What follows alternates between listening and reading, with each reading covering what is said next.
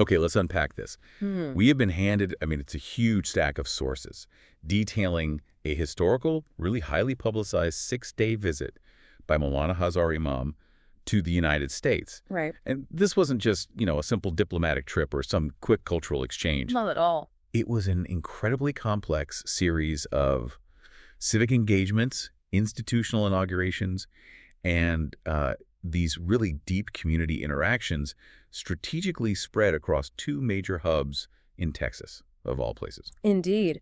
And when you really look at this visit, which is documented so meticulously in these daily updates and press releases, you see so much more than just a schedule. Okay. You see a strategic blueprint. I mean, this is how a major global spiritual and institutional leader interacts with local governance, with civil society in a place like the United States. Right. So our core mission in this deep dive is to synthesize the major milestones of this historic week.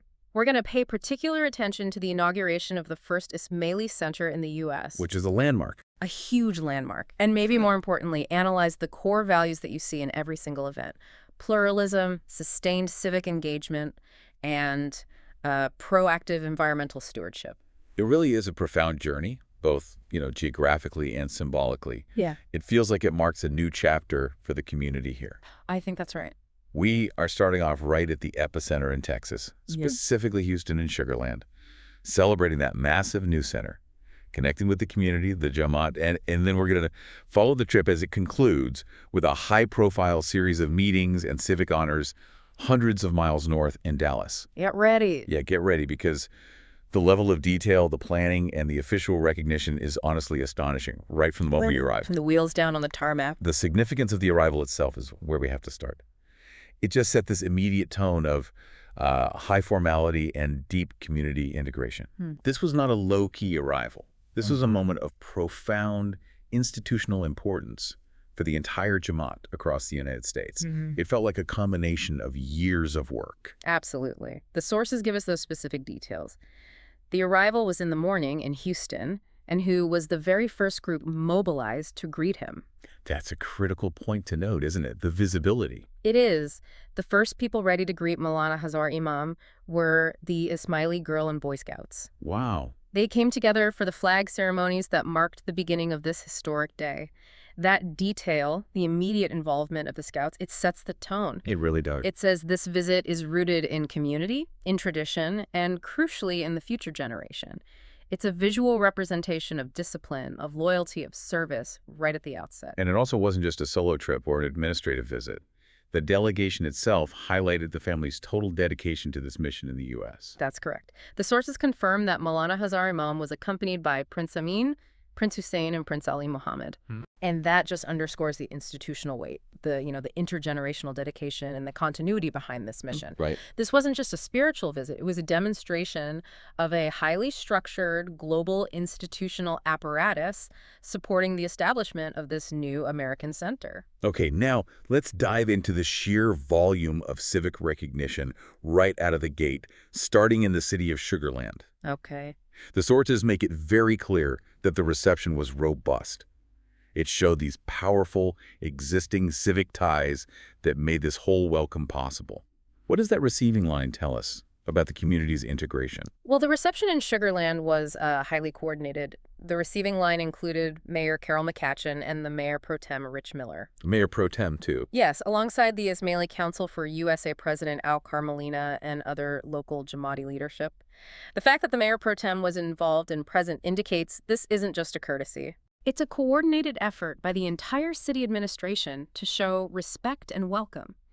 This wasn't a last-minute arrangement. It reflected deep, pre-existing relationships. The symbolic gifts they exchanged, that tells a huge story about the community's positive impact on the area. It proves this deep dive has to be about impact, not just faith. Absolutely.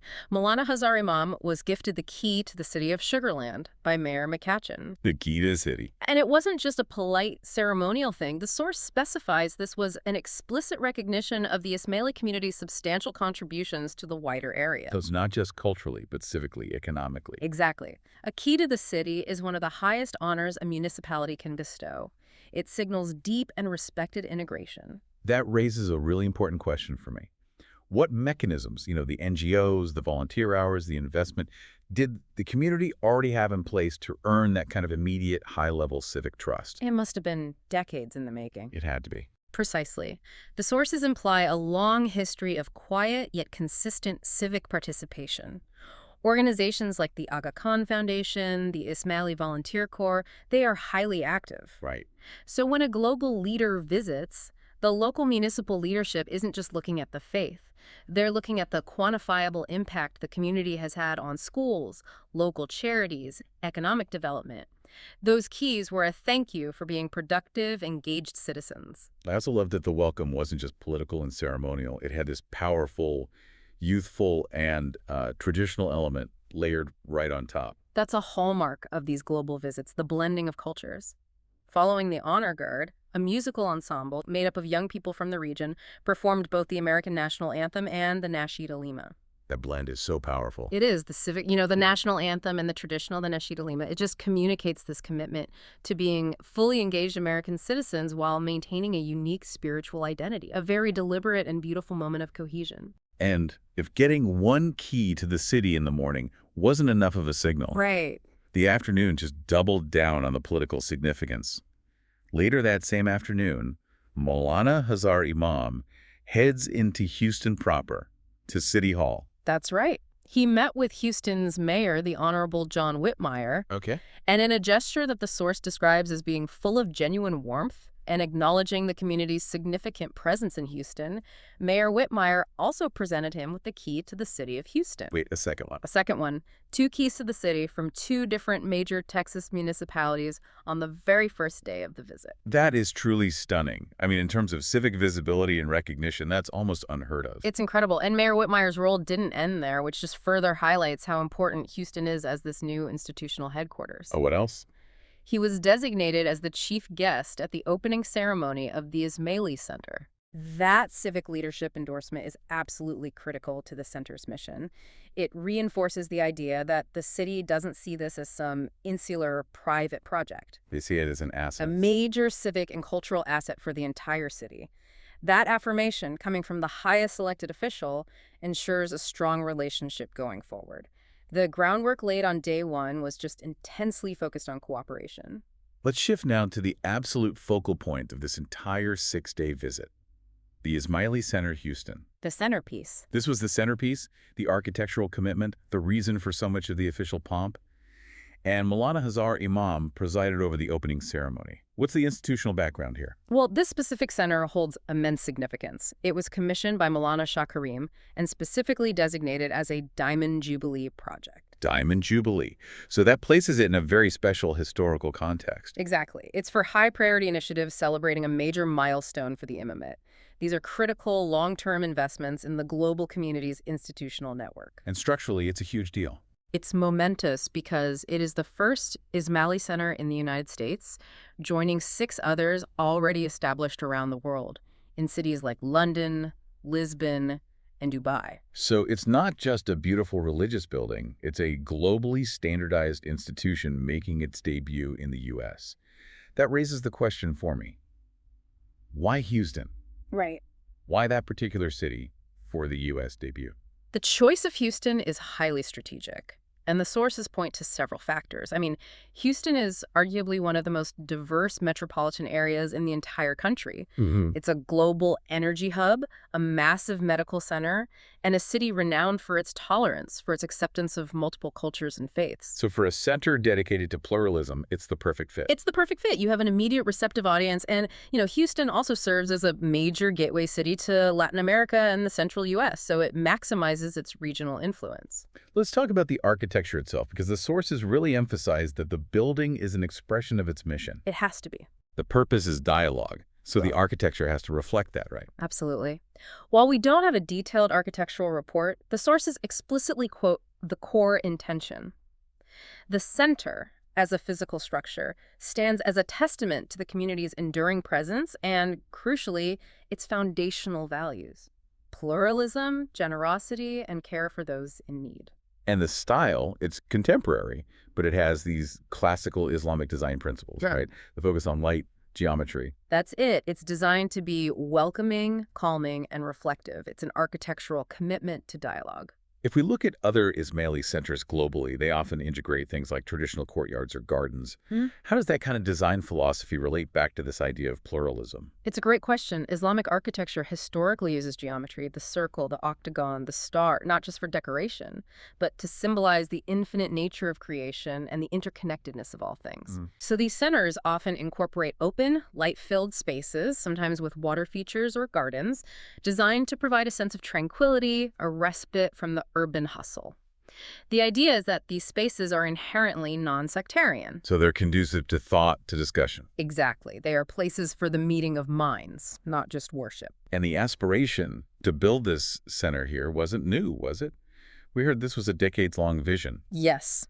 The sources confirm His Highness Prince Karim Aga Khan had a decades-long aspiration to establish an Ismaili center in the United States.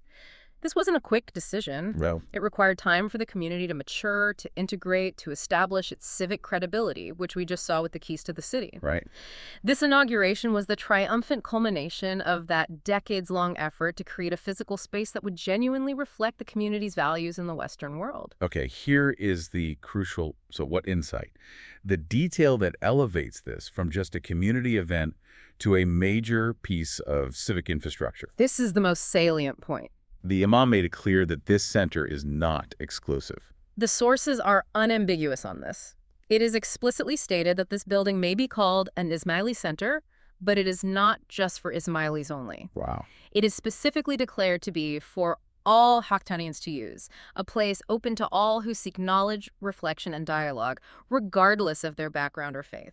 That's a profound commitment to civic inclusion. They're effectively transforming the center into a public resource. Funded by the community, but benefiting the entire city. So if it's for all Houstonians, what kind of activities are expected to draw the wider public in, beyond just its architectural beauty? Well, the sources outline goals that require deep public programming. The hope is that through engagement, through seminars, exhibitions, cultural programs, lecture series, the center will lift spirits and broaden horizons.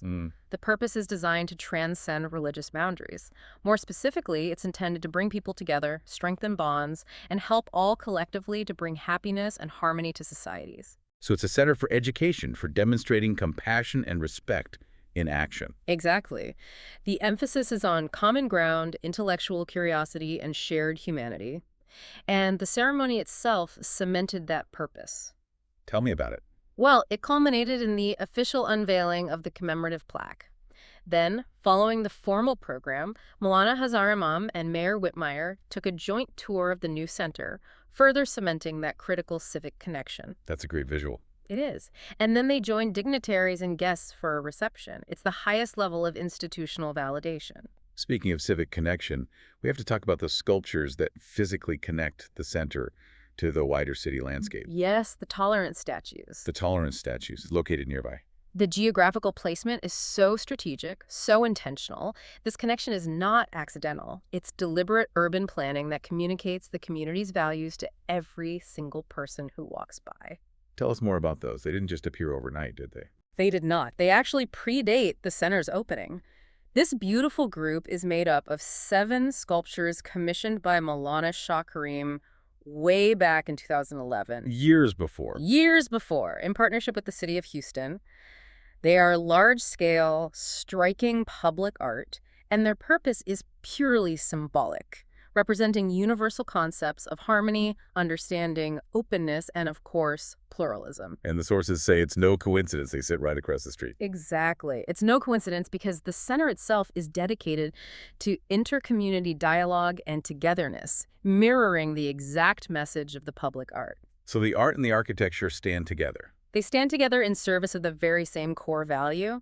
It's a public, tangible commitment to tolerance. It demonstrates that the community understands the language of public space. It's like they created a physical preamble to the center itself. That's a perfect way to put it.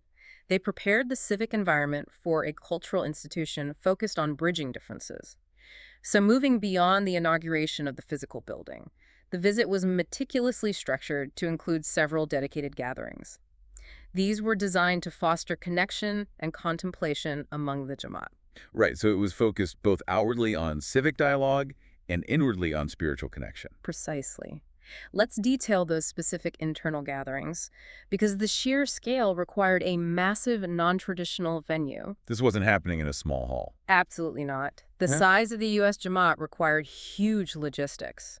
We know that 2 large-scale DAR sessions were granted. A DAR session, for listeners who might not be familiar, is a profound, special gathering for spiritual engagement. That's right. And these sessions were held at the NRG Center, The NRG Center. a massive public venue needed to accommodate the thousands of Jamaat members who traveled from all over: Austin, College Station, Corpus Christi, the greater Houston area. The ability to mobilize that many people speaks to the organization of the community. It really does. But the engagement wasn't just for the gathered Jamaat members. They intentionally included outside perspectives right at the new Ismaili Center, almost immediately after it opened. That's the second gathering, a critical multi-faith event. Multi-faith spouses and members representing diverse faith traditions gathered at the Ismaili Center. This session was designed for warmth, friendship, and the explicit goal of exchanging perspectives and celebrating shared familial values. So it underscores the center's function as a hub for bridge building at a very personal family level. It shows that pluralism begins at home. It really does. I find the explicit focus on the youth and the future particularly compelling. This wasn't just about meeting established leaders. It was about investing in the next generation. That's the strategic long view in action. A youth mulakat was held specifically for secondary students from across the country, and a mulakat is distinct from a dar. It's a specific meeting for guidance and direct connection. And the location of this gathering is extremely significant. Extremely. The newly opened Jamaat Khana at the center was designated by Maulana Hazar Imam as the Durrana of the United States. Wait, let's pause on that. The Durrana of the United States. What is the institutional and spiritual gravity of that designation? Why is that such a monumental moment? That designation, Durrana, is central. It essentially means that the Houston Ismaili Center becomes the spiritual headquarters, the primary institutional nerve center for the entire American community. Wow. It consolidates spiritual and administrative direction. It gives the Houston location an immense religious and spiritual gravity that affects the entire U.S. community, solidifying its identity as the symbolic home for all American murids or followers. And it was used for the first time for these young murids to meet with the imam. Symbolically connecting the institution's future directly with the youth. And the interaction with those secondary students also provided one of the most innovative artwork details of the entire visit. Fusing digital tech with education. Tell us about Faces of the Future. Faces of the Future is a fantastic example of blending tradition, education, and modern technology. It's an interactive artwork created by secondary students. The physical piece is an arrangement of geometric octagons, which echoes the classical architecture. But this piece represents hundreds of higher education institutions across the country where Ismaili students are currently enrolled. So the octagons physically link them to American academia and the interactive element. When you scan the pieces of the octagons on your phone, the technology links you directly to student stories. That's incredible. It is. These stories detail the students' specific plans for how they'll use their education in medicine, engineering, public service, the arts, to contribute to society. It's a digital connection to the aspirations of the young generation. So it's a dynamic, ever-changing portrait of their future impact. Exactly. Now, beyond community and youth, the visit dedicated a major focus to one of the imam's long-standing global concerns: environmental responsibility. Stewardship. Stewardship. And this was demonstrated through a powerful piece of collaborative art titled Unity in Motion. What was the scope of this project? It was a collective effort. This was a Southwest installation, one of 7 sustainability-focused art pieces created by the Jamaats of the Southwestern jurisdiction. The crucial detail here is the medium. Okay. The entire installation was crafted entirely from recycled materials. This choice wasn't arbitrary. It reflects Maulana Hazar Imam's enduring global commitment to environmental stewardship and a sustainable world. So the art itself is a powerful metaphor, creating beauty and purpose out of waste. Unity in motion from recycled materials is a tangible representation of that value. It's a physical demonstration of the ethic of stewardship. We have the tolerance statues outside reflecting pluralism, the faces of the future indoors reflecting education, and now this Unity in Motion piece showcasing environmental responsibility. It's an integrated, robust cultural and ethical program. It is. And amidst all this public and community engagement, there were also necessary high-level operational meetings. Right, for institutional alignment. Precisely. Maulana Hazar Imam met with institutional leadership from across the United States. These were strategic sessions to understand priorities, current initiatives, and to ensure the direction of the community institutions in the U.S. aligns with the overall global vision. After 4 intensely focused days in the Southwest, in Houston, a period characterized by, 2 keys to the city and a major institutional opening. Right. The narrative shifts. Maulana Hazar Imam traveled north to Dallas to meet with the Central Region Jamaat. And the transition was handled with the same deep respect and ceremony. As he departed Houston, Ismaili scouts were once again on hand to bid farewell. Then, upon arrival in Dallas, the welcome mirrored the initial reception. Girl and Boy Scouts held a flag-raising ceremony honoring this first visit to Dallas. So the Scouts are the constants, framing these momentous events. They are, and Dallas proved to be just as, if not more, generous with its civic acknowledgement as Houston. This wasn't just a Dallas City affair, it was a broad regional embrace. Who was there? City leaders from Dallas, Carrollton, Plano, Euless, and Louisville, all cities where the Jamaat resides. The level of civic recognition was enormous, reflecting that the community's impact is spread across multiple municipalities. What were the specific honors presented in Dallas? Let's tally this up. Okay, the keys to the city were again a major feature. Maulana Hazar Imam was presented with keys to the city from Dallas, Euless, and Carrollton. 3 more. 3 more. And in addition to those 3 keys, powerful proclamations were received from the cities of Plano and Louisville. So we count them up, that's 5 keys to the city across a 6-day trip, plus 2 significant proclamations. It's an absolutely unprecedented show of civic goodwill. The mayors were unanimous in acknowledging their warm relationships with the Jamaat and praising their consistent civic contributions. The Dallas segment also included specialized meetings, again demonstrating that strategic focus on inclusion and critical demographics.